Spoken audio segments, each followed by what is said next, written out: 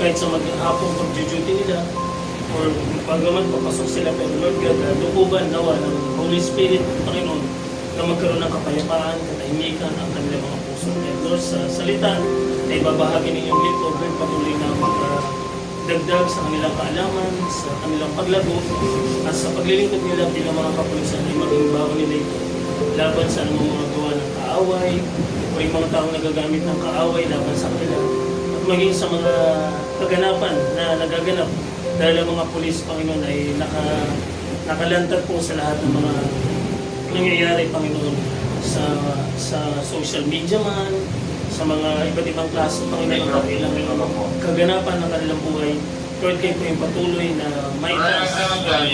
Kaya sa gabi ito, pinupuli namin kayo, niluwalhati at pinasalamatan sa ngalan ng aming Panginoon Jesus, ito ang aming sangadala. Amen. Amen.